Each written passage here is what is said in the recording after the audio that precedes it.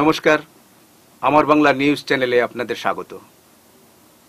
সাক্ষাৎকার ভিত্তিক আজকের অনুষ্ঠানে মাননীয় অতিথি হয়ে এসেছেন মানস বন্দ্যোপাধ্যায়। মানস বন্দ্যোপাধ্যায় একজন দুধে প্রবীণ সাংবাদিক।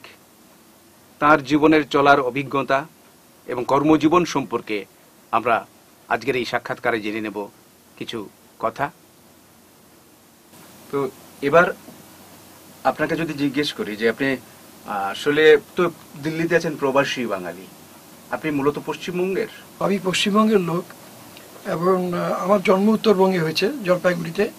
তো জন্ম উত্তরবঙ্গে হয়েছে, সেখান থেকে আমাকে শিক্ষা সূত্রে এখানে আসতে হয়েছে কলকাতায়। তো কলকাতায় যখন আমি এলাম, এখানে MA পাশ করার পর আমি একটা যুগান্তর পত্রিকা অমৃতবাজারে জয়েন করলাম চাকরিতে। সেই চাকরি করতে করতে করতে করতে আমি যখন ওখানে তারপরে দিল্লিতে গেলাম, আমাকে পাঠানো হলো। দিল্লিতে আমি গেলাম, দিল্লি থেকে তখন থাকার আমার কোনো জায়গা ছিল না। তো আমি সেখানে একটা আশ্রমে থাকতাম। সেই আশ্রমে সবচেয়ে বড় ইন্টারেস্টিং ব্যাপার হচ্ছে, সেই আশ্রমে থাকতাম, আমাকে একটা রুম দেওয়া হয়েছিল। ওখানে যে আশ্রমে যে ছিলেন গুরুজি ছিলেন, দিয়েছিলেন। আরেকটা রুমের মধ্যে YL কর্ণ, কংগ্রেস নেতা আসামের, উনি ছিলেন। তো তখন হিতেশ্বর শইকীয়া এখানে মুখ্যমন্ত্রী আসামের, তার বিরুদ্ধে একটা চক্রান্ত চলছিল। বড় বান্ডিল, যে ফরেস্টের কাঠ বিক্রি করে উনি প্রচুর 2 নম্বরই টাকা করেছেন, এইসব করে অনেক কমপ্লেন তৈরি করে ওরা ফাইল তৈরি করেছে। হিতেশ্বর শইকীয়াকে সরে বিষ্ণুপদকে আছেন, তাকে মুখ্যমন্ত্রী বানানো হবে। তো সেই ফাইলটা তৈরি করা হয়েছে, খুব আলোচনা হচ্ছে, শুনেছি আমি যে হচ্ছে। তখন ওরা যখন চলে গেল, আমি ফাইলটা নিয়ে একটা সামনের দোকান থেকে গিয়ে পুরো ফটোকপি করলাম। তারপরে একদিন আসাম ভবনে শুনলাম যে হিতেশ্বর শইকীয়া জি এসছেন। আমি খুব ভালোবাসতাম হিতেশ্বর শইকীয়াকে। তখন হিতেশ্বর শইকীয়াকে বললাম, স্যার আপনাকে তো তাড়ানোর জন্য চক্রান্ত চলছে, তো কী হবে? আলাদা একটা ফাইল তৈরি করা হয়েছে, YL কর্ণ এবং বিষ্ণুপদ এরা সবাই মিলে করেছেন, বিষ্ণুপ্রসাদ সবাই মিলে করেছেন। সেই ফাইলটা আমার কাছে আছে, ফাইলটা দেখালাম। বলে এই তো সাংঘাতিক ফাইল, এই ব্যাপার কি? তবে যে আমি যে সব তো আপনাকে দিলাম, আমি আপনাকে ভালোবাসি বলে। তখন বললেন যে ডাকলেন OSD, তখন আসাম ভবনে ছিলেন রিপন বরা, এখন যিনি আছেন নেতা, তৃণমূল কংগ্রেসের সভাপতি। তো রিপন বরাকে ডাকলেন, ওরা টিকিট কেটে দাও আসামের জন্য, গুয়াহাটির। উনি যাবে, থাকবে কয়েকদিন আমার গেস্ট হিসাবে। তা উনি টিকিট কাটলেন, আমি চলে গেলাম গুয়াহাটি, চলে গেলাম ওখানে ইয়েতে। গুয়াহাটি যাওয়ার পর স্টার হোটেলে আমাকে থাকতে দিলেন। ব্রহ্মপুত্র প্যাড নিয়ে এসো, কানেকশন ডেকে চলে এলেন, মুখ্যমন্ত্রী ডেকেছে ওখানে ডেকে আসাম ভবনে। তো কানেকশন ডেকে আইলেন, বলেন একে নিতে হবে অগ্রদূত পত্রিকায় সাংবাদিক হিসেবে, উনি জয়েন করবেন। আমি সেই থেকে অগ্রদূত পত্রিকায় জয়েন করলাম। এখনো পর্যন্ত আমি অগ্রদূত পত্রিকায় রয়েছি। অম্বিকা সোনি একবার আমাকে DVPর ডাইরেক্টর করলেন, ওই চুরি হচ্ছিল বলে, 100 কোটি টাকা চুরি হচ্ছিল। আমাকে ডাইরেক্টর করার পর আমি 6 মাসের মধ্যে 400 কোটি টাকা চুরি ধরে ফেললাম। কিন্তু সব সাংবাদিকদের সামনে রিপোর্ট দেওয়ার পর অম্বিকা সোনি আমাকে বলেন, তো আপনাকে আরও 1 বছরের জন্য আমি কন্ট্রাক্ট দিচ্ছি, টার্মটা দিচ্ছি, আপনি 1 বছর থাকবেন। কিন্তু তারপরে সেদিন অম্বিকা সোনি ওনাকে চার্জশিট দিলেন, পঙ্কজ নিগম আউট হয়ে গেলেন, তাকে ডিমোশন করে দেওয়া হলো। কিন্তু আশ্চর্য যে 1 মাসের মধ্যেই, 1 মাস না 20 দিনের মধ্যে অম্বিকা সোনিকে সরে যেতে হলো ওই পদ থেকে। তার মানে কত টাকার জোর কোথায়! সোনিয়া গান্ধীর দপ্তরেও টাকা গেছে, যার জন্য এইভাবে ওইখান থেকে অম্বিকা সোনিকে সরতে হলো। নিয়ে এসে মনীষ তিওয়ারিকে আনলো, মনীষ তিওয়ারি এসে আবার পঙ্কজ নিগমকে ফেরত নিয়ে এলো আবার ওই জায়গাতেই। তো এই থেকে আমার একটা অভিজ্ঞতা বিরাট একটা হলো। কিন্তু তারপরে মীরা কুমার আমাকে ডাকলেন স্পিকার, যে আপনি আমার অ্যাডভাইসারি কমিটিতে আসুন। আমি মীরা কুমারের অ্যাডভাইসারি কমিটিতে যোগদান করলাম। 1 বছর হলো। তারপর উনি আর 1 বছরের জন্য করলেন, সেটা হয়ে গেল। তারপরে উপরাষ্ট্রপতি হামিদ আনসারি, উনি আমাকে ওনার অ্যাডভাইসারি কমিটিতে নিলেন। সেই ওনার টার্ম শেষ হওয়ার পর ভেঙ্কাইয়া নাইডুজি এলেন উপরাষ্ট্রপতি হয়ে, এই আমার নরেন্দ্র মোদীর সরকারে এসে। তখন ভেঙ্কাইয়া নাইডুর উপদেষ্টা কমিটিতে আমি জয়েন করলাম। সেই সব দিয়ে আমি ছিলাম। এখন তো ধনকর এসছেন, কী করবেন জানি না, ওনার কমিটির এখনও লিস্ট তৈরি হয়নি, কি রাখতে পারেন নাও রাখতে পারে জানি না। মণিপুর সংকট এই মুহূর্তে সারা দেশের একটা বড় সংকট, এই মুহূর্তে সারা বিশ্ব জানে। তো এই ব্যাপারে আপনার মতামতটা কি? আসলে কি তো মণিপুরের সঙ্গে কিন্তু আমার সম্পর্ক ভালো। এই যখন নাকি রণবীররা আমাকে আনলেন, রণবীররা আমাকে ঘোরাতে নিয়ে গেলেন যে দাদা চলেন আমি মণিপুরে যাব। তখন আমার মনে আছে জিরি নদী আছে, জিরি নদী জিরি ঘাটে পারে, জিরি বাম ও পারে মণিপুরে। তো আমি ওখানে অনেকটা সময় ভেতরে গিয়েছিলাম পায়ে হেঁটে রণবীর রায়ের সঙ্গে। তারপরে দিল্লিতে পার্লামেন্টে পার্মানেন্ট মেম্বার হওয়ার পর থেকে, সাংবাদিক মেম্বার হওয়ার সময় থেকে আমার মেরি কমের সঙ্গে খুব বন্ধুত্ব। মেরি কমের সঙ্গে আমার, ও নিজে আমাকে সেলফিতে বহু ছবি তুলেছেন, উনি আমার সঙ্গে আছে। এবং দেখুন অনেক বড় বড় খেলোয়াড়, ক্রীড়াবিদ তো ওখান থেকে তৈরি, বক্সার তৈরি হয়েছে ওখান থেকে। আজকে যে ঘটনাটা ঘটছে সেটা বলি আমি আপনাকে, এর পেছনে কিন্তু একটা ষড়যন্ত্র রয়েছে, গভীর ষড়যন্ত্র রয়েছে। এটা আমি বললে ভুল হবে না, হয় তাহলে আমার গ্রিপটা বাড়বে, এখানে আমি ঢুকতে পারবো। তো নাগাদের আগে খেপিয়েছে চীন, তারপরে আলফাকে খেপিয়েছে পরেশবাবু। এখনো চীন, অনেকেই জানেন না পরেশবাবু চীন আর মায়ানমার দুই জায়গায় ঘুরছেন কিন্তু শাটল ককের মতো। পরেশবাবু সহ আমার তো এমন অবস্থা হয়েছিল যেটা আমি জানতাম, পরেশবাবুর ঘটনা আর কেউ জানতো না, এরকম হয়েছে। অনেক ঘটনা বলেছে। এবং ভিডিও, প্রথম যে ভিডিওটা প্রচার হয়েছিল রেপ কেসের ব্যাপারটা, সেটা কিন্তু মিথ্যে মিথ্যে ভিডিও করার পর তা এরা তো পাল্টা করতে গিয়ে যেটা করলো কুকি, দুজন মহিলাকে, এটা লজ্জার ব্যাপার, এটা সত্যি কথা। এটা তো একটা কুকি হোক, কুকিরা খ্রিস্টান, নাগারা খ্রিস্টান, এরা মেয়েটিদের সহ্য করতে পারছে না, এরা হিন্দু। কিন্তু এইটার বদলা নিতে গিয়ে ওরা যেটা করেছে, দুজন কুকি মহিলাকে নগ্ন করে যা করেছে, এটা তো লজ্জার ব্যাপার আছে। তো আমি বলছি আপনাকে যে আমি এই পুরো এরিয়াটা আমি কেন জানি উগ্রপন্থী। আমি আপনাকে বলি, এটা যখন নাকি আলফার খুব দৌরাত্ম্য চলছে আসামে, তখন একসঙ্গে 16টা উগ্রপন্থী সংস্থা ছিল নর্থ ইস্টে। আসামেই ছিল 12টা, 12টার মধ্যে 6টাকেই আমি সিজফায়ার করে দিয়েছি, 6টাকে সিজফায়ার আমি করিয়েছি। আমি মনে আছে আমার, তখন আমি অগ্রদূতে খুব লিখতে আরম্ভ করলাম এবং অগ্রদূতের মালিক ছাপলেন এগুলো। আমি বললাম যে এরা কারা, এরা তো হিড়িম্বা রাক্ষসীকে বিয়ে করেছিলেন ভীম। তো ওই বিয়ে করার পরে যে সাম্রাজ্যটা যেটা হয়েছিল সেটা হচ্ছে হিড়িম্বা সাম্রাজ্য। এই হিড়িম্বা সাম্রাজ্য যে ডিমাসাদের সাম্রাজ্য ছিল, তখন আসাম ভাগ হয়নি। তো ডিমাপুরটা ছিল ডিমাসাদের রাজার লাস্ট রাজধানী ছিল ডিমাপুর। গোবিন্দচন্দ্র হাসনু ছিলেন শেষ রাজা ডিমাসাদের। তো থাইল্যান্ড থেকে অ্যাসামিজরা এলেন, অহমরা, অ্যাসামিজ বলবো না, অহমরা এলেন থাইল্যান্ড থেকে, দখল করে ফেললেন। তখন যুদ্ধবিগ্রহ হতো না, এরা দখল করে নিলেন। রাজা পালিয়ে গেলেন, গোবিন্দচন্দ্র হাসনু জানলা দিয়ে লাফ দিয়ে জঙ্গলে চলে গেলেন। তার থেকে এরা ভাগ ভাগ হয়ে গেল, কোনো জায়গায় কাছাড়ি, কোনো জায়গায় ডিমাসা, কোনো জায়গায় বড়ো, কোনো জায়গায় হচ্ছে সোনোয়াল, এরকমভাবে ভাগ ভাগ হয়ে গেল। তো আমি এইসব লেখার পর, যে ওদের তো ন্যায্য দাবি একটা আছে ডিমাসাদের, ওদের একটা আজকে রাজ্য তো নেই, ওদের শুধু একটা এমপি থাকা দরকার। এই নিয়ে লিখতে লিখতে হঠাৎ একবার আমি বসে আছি আমার অফিসে দিল্লিতে, আমার কাছে দুজন ভদ্রলোক এলেন। দাদা আপনি মানস বন্দ্যোপাধ্যায়? আমি হ্যাঁ। কেন বলতো, আপনার আমাদের পাহাড়গঞ্জে এই হোটেলে আসতে পারবেন? আমাদের কেন বলতো, কী ব্যাপার, আসুন না দাদা।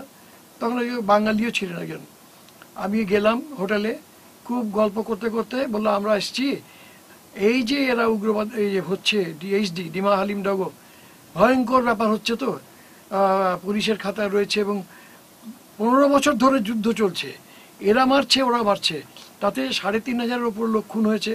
আমাদেরও লোক, ওদেরও লোক মারা গেছে, ডিমাসাদের আর্মির লোকও মারা গেছে, সিকিউরিটির লোক, আবার সিভিলিয়ানও মারা গেছে। তো এইটা থেকে একটা কিছু আপনি করতে পারেন, রাজ্য পাইয়ে দিতে পারেন ডিমারাজি, যদি পারেন তাহলে একটা কথা হবে। আমি তখন কথা বলতে বলতে বললাম যে স্যার সারেন্ডার করতে হবে তো আপনাদের, ওদের বললেন না আমি আন্ডারগ্রাউন্ডের কথা বলছি। আমি ঠিক আছে। তখন আমি ভেঙ্কাইয়া নাইডুর কাছে গেলাম, আমাকে খুব ভালোবাসতেন, আর সুষমা স্বরাজজি। আমি গিয়ে বললাম এরা হিন্দু, মহাভারতের সবচেয়ে বড় প্রমাণ আছে যে এরা হচ্ছে হিড়িম্বা রাক্ষসী, ভীমের বংশধর, ঘটোৎকচের বংশধর। এরা গীতা পাঠ না করে বা শিবের মন্ত্র না জপ করে জল খায় না পর্যন্ত। তো এদের আমি চেষ্টা করতে পারি ওদের সঙ্গে যাওয়ার জন্য, ওরা আমাকে চাইছে কিছু, আমি ওদের সঙ্গে দেখা করি। তখন বললো যে তখন লালকৃষ্ণ আডবাণী ছিলেন উপপ্রধানমন্ত্রী প্লাস হোম মিনিস্টার ছিলেন। ওরা, আমি গেলাম, আডবাণীকে সব বুঝিয়ে বললাম, বলে হ্যাঁ ঠিক আছে আপনি কথা বলুন, ওরা যদি সিজফায়ার করে আমার কোনো আপত্তি নেই, সিজফায়ার করে আপনি যান।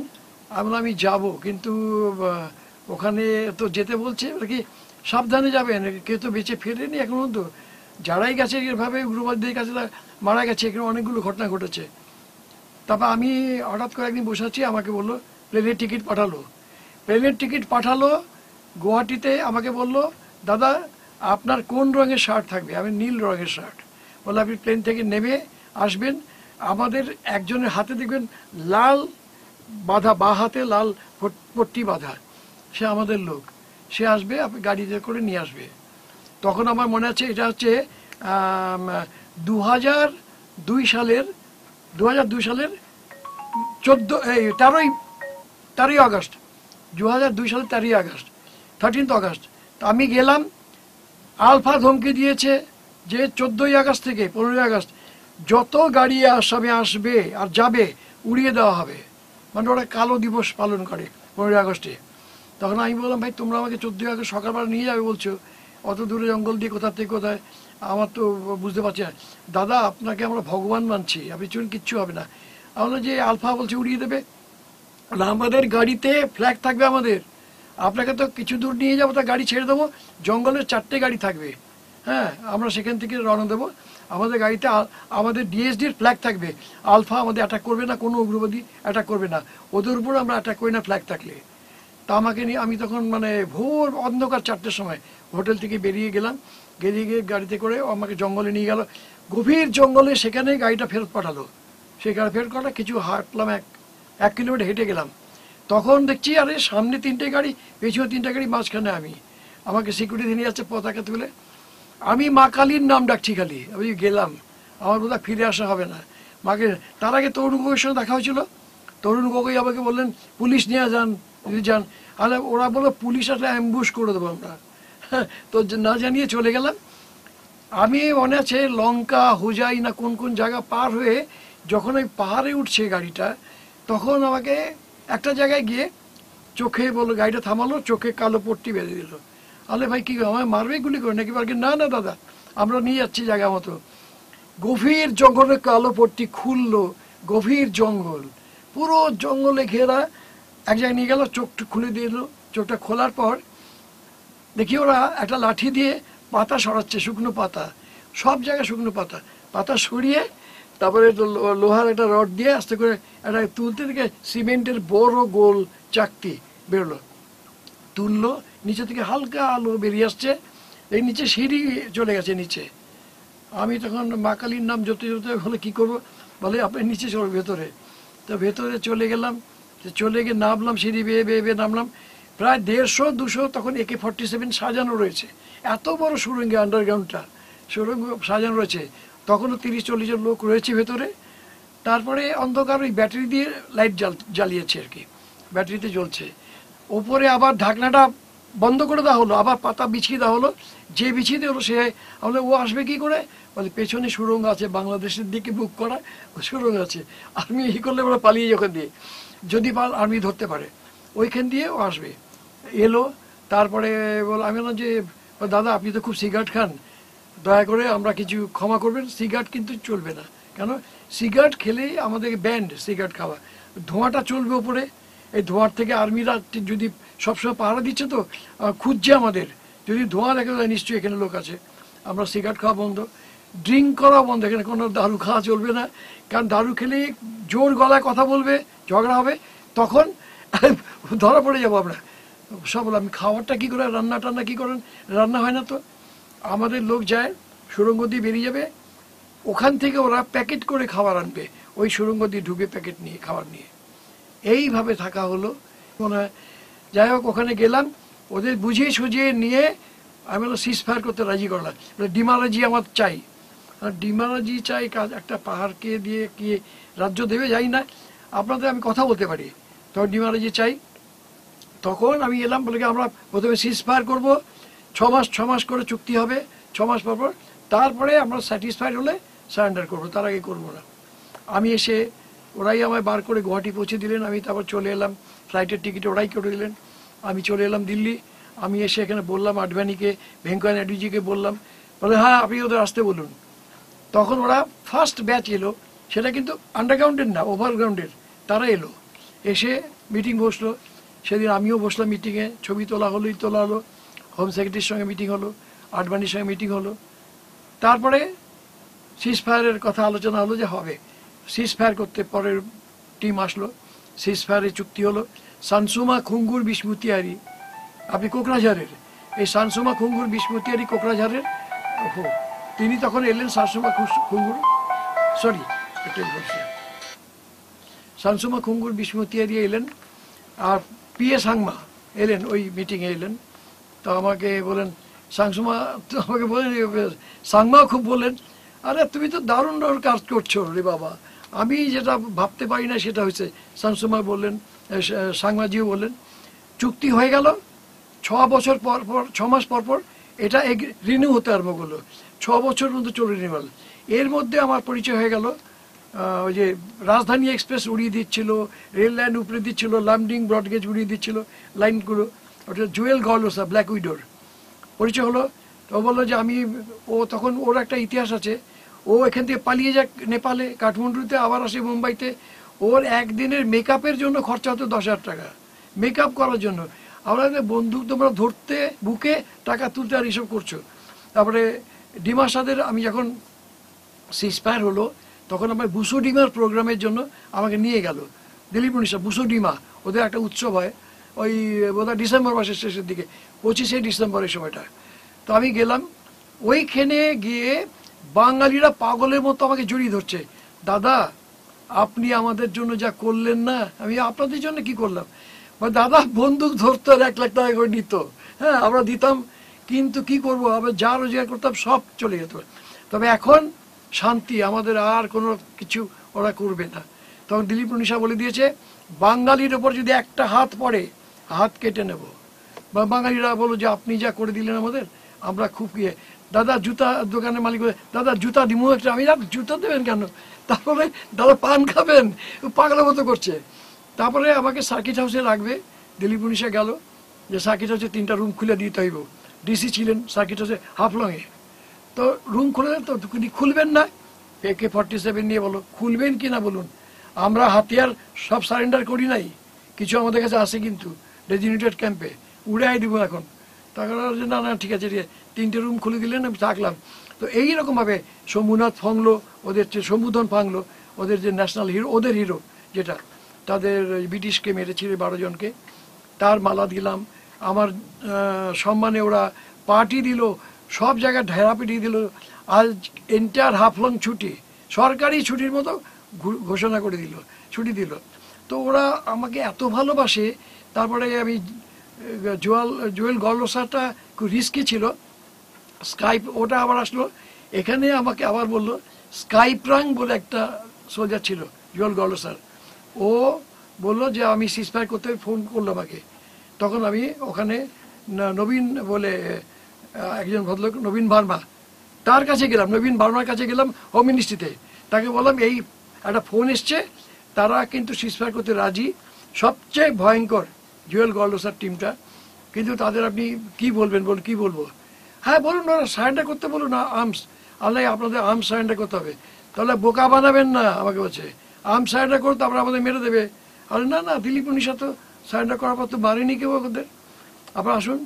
তারপরে ওরা তখনও সারেন্ডার করেনি, তারপরের দিন দেখলাম স্কাইপ্রাং মারা গেল, এনকাউন্টারে মারা গেছে, এসছে। তারপরে আমি এসছি, আমার সঙ্গে দেখা করবে, আমার মেয়েকে সামনে দাঁড় করিয়ে নিয়ে সর্বানন্দ সোনোয়াল, আমার মেয়ে আর জুয়েল গর্লোসা ছবি তুললো। তারপরে খুব সম্পর্কটা ভালো, ওরা আমাকে ভগবান মানে, আমার নাম পাল্টে দিল ওরা, বলে আপনার নাম মানস ব্যানার্জি না, আমাদের ম্যাগাজিনে ছাপছি মানুষ ডিমাসা, আমার নাম মানুষ ডিমাসা করে দিল ওরা, ওদের ওখানে মানুষ ডিমাসা চলে। তো তারপরে ব্ল্যাক উইডোর পরে আমি আপনি বেঙ্গলি টাইগার ফোর্স, রবীন বিশ্বাস যখন নাকি বড়োরা মারলো, একটা পরিবারের 16 জনকে মারলো বাঙালিদের, তার বদলা নিয়ে চ্যালেঞ্জ করে বদলা নিয়ে 12 জনকে মারলো বড়োদের, সেইটাতে রবীন বিশ্বাসের ব্ল্যাক উইডো, না, বেঙ্গলি টাইগার ফোর্স, তাকে সারেন্ডার করালাম। তারপরে NLFT, national liberation front of Tripura, নয়নবাসীর আমাকে বান্ডিল বান্ডিল দিস্তা দিস্তা চিঠি লিখতে আরম্ভ করলো বাংলাদেশ থেকে। সেই বিরাট ইতিহাস বললে আমার মহাভারত লিখতে হবে, বলতে হবে।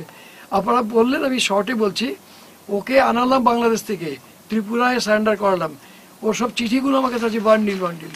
আরো একটা বিষয় মানুষদা, আপনার এত সব কাজ, একটা রাষ্ট্রের স্বার্থে, মানুষের স্বার্থে এত ভালো কাজ করেছেন, আপনি রাষ্ট্রীয় পুরস্কার পাওয়ার যোগ্য অনেকেই ভাবেন। 12 জন এমপি লিখে দিল হোম মিনিস্টারকে, একে ইমিডিয়েটলি পদ্মশ্রী দেওয়া হোক, এত বড় কাজ কেউ করতে পারেনি। গভর্নমেন্ট অফ ইন্ডিয়ার 25,000 কোটি টাকা বছরে খরচা হচ্ছিল, এত লোক মারা যাচ্ছিল।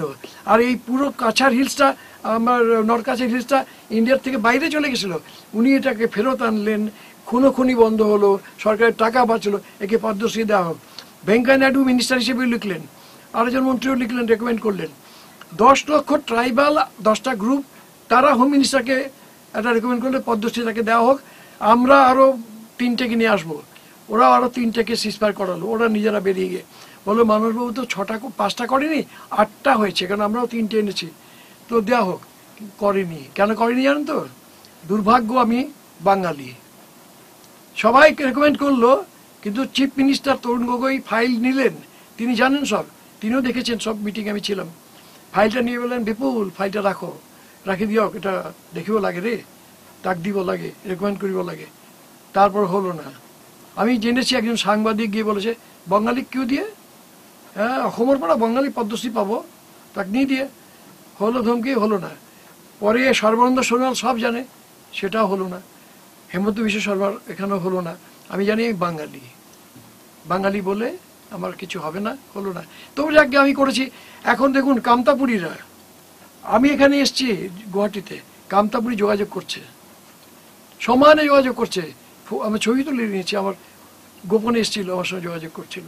আমি এটাকে সিজফায়ার করাতে পারি, সারেন্ডার করাতে পারি, করব না, আমি আর করব না। অনেক রিস্ক নিয়েছি জীবনে।